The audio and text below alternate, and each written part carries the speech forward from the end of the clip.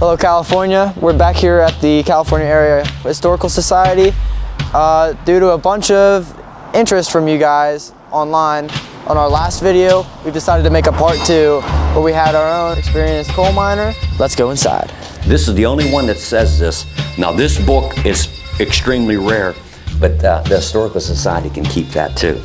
And this dates this probably early 1900s at Vesta 4. I'm here with John Kona, and we have a lot of history to cover here with coal. I never worked at the Vesta mines, but my stepdad did in Adam Bronikovsky, which we mentioned in the video later. We're going to mention his name. I started at Matthews Mine in 1978. I worked in the 70s, 80s, 90s. In the next decade of 2005 was the last year I worked. How did you obtain all this? Okay, actually, I'll tell you how I started. My wife's uncle, who worked at the Ocean 5 mine in West Newton, gave me my wife's turtle shell helmet. And from that helmet, this all happened. So I started collecting, and out of, let's say, 500 men, there's maybe 2 or 3 of us that collected. How did mining evolve from like whenever you started until you retired? Okay, when I started, we were still using like, they were called DC buggies that ran off direct current, which meant we got our power from the trolley line. And then at about, it was like the early 1980s, we went to AC buggies, which were more reliable, more power. It seemed like they rode better. We got those new Joy buggies, and then we evolved. I'd never seen a longwall until I got hired at Maple Creek. Matthews Mine did not have a longwall, I think because the pit mouth and the arches, you couldn't bring the shields or the shear in. I don't know a lot about longwall because I always worked on the belts, and I didn't work at it in my early days. So I'm not that well versed on longwall experience. We did room and pillar, and we drove entries up, then we pulled them back. We did retreat mining, which is very dangerous, and they still do that at some mines today. This is the only one I ever seen in the flesh. The other one, I bought it on eBay probably 25 years ago or more. I haven't seen another one. And I was asked a question about the red ash. I do believe because it burnt so hot and good for bituminous coal, it left a real red ash. And if you see anybody, there's a few people that still burn coal, you'll see the ash is kind of red up, like a pink. And that's our original porcelain sign. And as I mentioned, Vesta was the goddess of the hearth. Okay. Yeah, these are the men ready to go down in the cage with their buckets, ready to start their day. And as the photograph, I do believe it could have been night shift because it looked like it was dark at the time. Okay, I do believe that was up in Ritchieville. Sun Industries. Yeah. Sun Industries today. So Yes, yeah. Right, that was the bathhouse. You're right. That's the biggest building there. That's the guy pulling the trip, and they're going to take the coal out to probably at the new preparation plant in Les Belles, which really meant they dumped the coal on the Washington County side. Then it went in through a conveyor across the river to get separated slate, and they loaded either the barges up or the train cars. They could do either or on that side of the river. Yeah, this is underground. Looks like this is where probably that's where that big dump area was over there below the hill in Vesterberg, where that coal went across the belt line on the river. And this is the guy that he's operating the it's called the dump, where they rotated the cars. They dumped them like this, and the couplers were on a swivel, so the car could turn almost all the way around or halfway. And that's a conveyor belt. That's the belt drive that drives the belt to take the coal to the next dumping point. Sometimes you had different belts to get to a certain point. That's a continuous miner cutting the coal. They probably took that picture at a breakthrough so they could see the actual the front of the miner working. Yeah. Was that in use when you were? Yeah, continuous miner. When I started, the man had to sit in a canopy. Now it's all remote control. I can stand here and the miner's out on Wood Street. That's the lamp man just checking the lamps. That's all that is. Yeah, we wondered what that was. That's the lamp man checking the lamps. That's the cord. Now they just use a little new LED up on the head with a small battery. Bam, real. You ain't got that big battery on there. And they started in Daisy Town, but the original pit mouth was cut right there on that hillside. These are called exploder tokens. It says Vesta Coal Company. You flip it over. It was good for one detonator. A detonator was the blasting cap to use to shoot the dynamite to hand load the coal. They didn't want this to get in the hands of any kids. So that also, they had to give it to the company store to get their dynamite, or from the, they kept all the dynamite in like a explosion-proof little room, So and somebody went down. Yeah, this one's for a half a stick of dynamite, and this one's, it says the same thing for one detonator, which was a blasting cap. And I don't know what the difference was. This was for a half a stick, but the Historical Society can keep that too. Now this book is extremely rare. This was Adam Bronikowski's book that he found at the California office downtown. It was inside.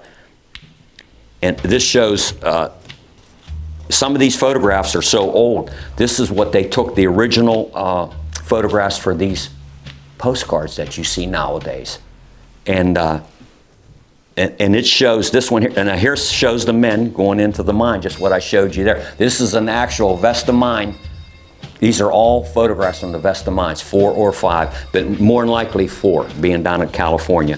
This is just showing this, and this was written there a long time ago, so it is a very old album. And I do believe this was probably from the original. Now see how those arches where they had very good masons. A lot of the Italians were good masons, brick masons.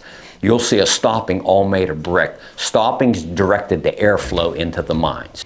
And this was a toolkit. You had to buy your own tools. You had to buy your own hat and everything. If you look on some of my pay stubs, they even had to pay 75 cents for 2 weeks of using the electric cap lamp when they became electrified. In the olden days, they used a carbide lamp, and I didn't bring one, but they also used the wick oil lamp. Was the early days. It called a sunshine lamp. It looked like a little teapot. This is showing what they actually did back in the day, how they drilled. This is why they had that. They didn't want the detonators or the blasting, the powder or the dynamite to get in the hands of anybody else, and they controlled that too. The only thing I didn't bring was during World War II, they were worried about saboteurs. They actually I have a thing that says coal mining from the Vesta Coal Company. They had their picture on it because they wanted to make sure everybody was accounted for. And back in the day, they didn't have roof bolts like we have today. They just set timbers. It was very dangerous work back in the day. Now, see the one miner using the pick with his hand, he's listening to see if it's drummy. If it's drummy, that means you got bad top. You better set a post there. So that's what he's doing right there. This was a very intense album. Now he's getting ready to fire. And when they fire, they say, fire in the hole. And boom, then they set the charge off. Then they go in, they let the dust settle, and they would go in and hand load it. They'd push the car up as close as they could. They would lay the track as close as they could to load the coal up. And this shows the guy taking down a piece of slate. Now he had to make sure that slate wouldn't come down and get him before he went in and hand loaded the coal. And that's what it says right there. And this is the guy, he's digging it, okay? Some of it didn't all come down. He's squaring it up is what he's doing. And you can see the track right behind him with only a few feet. So he pushed the car as close as he could, and he just threw the coal in. Now he's breaking it up to pieces. He goes, yeah, that's pretty heavy. You can see the car. Look how close the car is to where he's got to load it. You got to figure, you got to throw that coal in there with that number 2 coal shovel.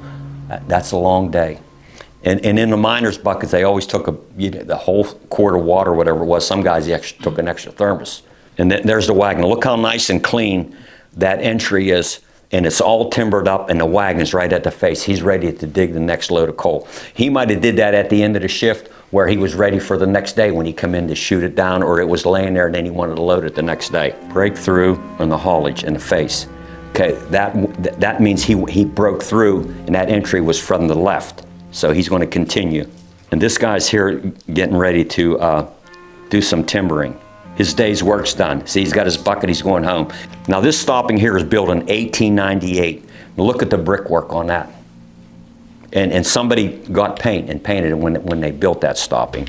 And back in the day, now they use regular block, or they use, it's made out of like fiberglass. They're like big jumbo blocks, and they're real light. But back in the day, they did everything by brick. Now here's that picture of the trestle, what I showed you on that postcard. That's the original picture.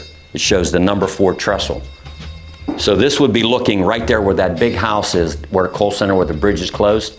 That would be looking out towards 43. And that was a elevated trestle over, like, that's kind of swampland down there. But then later on, they filled in where 84 lumber is. That's all slate that came from Vesta 4 mine. And this is right at California, the tipple at number 4, which was dismantled in the early 50s, like 53 or so. Now this is the barge is loaded out looking towards Coal Center. You can still see that one pier. That's that bridge they didn't build during the Depression. Look at all the coal. That's right down from the California Wharf looking towards Coal Center. This picture is extremely rare. This shows where the number 1 Vesta was down in Allenport.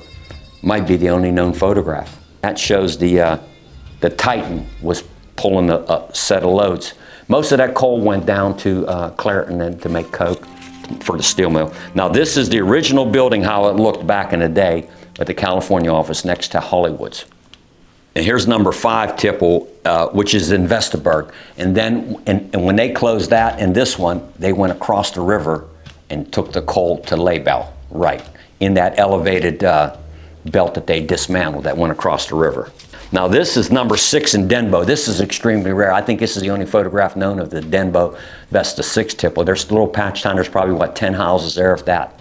And this is number 7 tipple. This is also the only one known, which was right up from number 6 in Denbo. We don't know what mine this is from. This is local 590. This is a UMWA ribbon. They would wear this when they went to the Mitchell Day Parade because he founded the 8-hour workday. And still today, April 1st, all union miners have the day off. And then on the back, this is the only one that says this: I am going to my brother's funeral, UMWA. They'd wear it at the funeral. All my other ones say something else. This is a very early ribbon. So that's a unique ribbon. I have about 40 of them. It's the only one from California. This is the tipple down at California, right down from where the office was. You know where Hollywood has that little building? Yes. So the tipple was right in front of that big house that's on the corner down there. I think it's dated 1951. That's right when they abandoned, or 53. I can't make that out. Okay, this is a picture of the tipple on a postcard. Somebody removed this, but it was sent in California in 1907. I'm donating that to the Historical Society in that one. And this is how the coal came from Daisytown all the way up to California on that elevated trestle. And that's where you guys stood down there. He stood down there. That trestle went there. This was taken off of a newspaper article which showed the Vesta number 1 mine, but directly across the river on the Fayette County side was the Naomi mine. Hence, they still have the Naomi Club today, 100 years later. It's still a club down there. This is where the men dug in the hillside for the Crescent mine. So these guys were on the hillside. You can see they have their maps, they have their safety lamps, they have their picks, the shovels, and they probably had blasting gear up there too to blast after they got into the mine when they started digging the coal. And this is just a picture. They had baseball teams, and look how old the photograph is. Central was HCF, means Henry Clay Frick. He had many coal companies in Westmoreland and Fayette County. They had their own baseball team. By the looks of the uniforms, I'd say this is teens or 20s. And Central was on Route 31 before Mount Pleasant, PA. It showed in 1957 they were shutting down part of the Vesta mines after 53 years of mining. The number 4 was forced to lay off in January 1957, and all the men got a letter. But then it boomed back up. In the late 50s, I was a young lad. We had to go down to the Borough building. Everybody was laid off. We got that cheese, and you heard about that powdered milk and stuff. This is how they loaded those wagons. This is how the guys got paid. They put this 746. This also coincides with the powder and the detonators. This is the only complete set I have of all the stuff I've collected. It's like scattered. Okay, and that's why there's a lot on there, because they got paid, and at the end of the week, Adam said, they would go down and the superintendent or somebody would bring back all the mine checks so they could start the next week out. But that's why they had a bunch, because they might have loaded 5 or 10 wagons in a week, so you better have 10 checks. If you see a mine check with all the same numbers, that means he was a hand loader, okay? And with this octagon, or this is the octagon shape, that means that's an old check. And this dates this probably early 1900s at Vesta 4.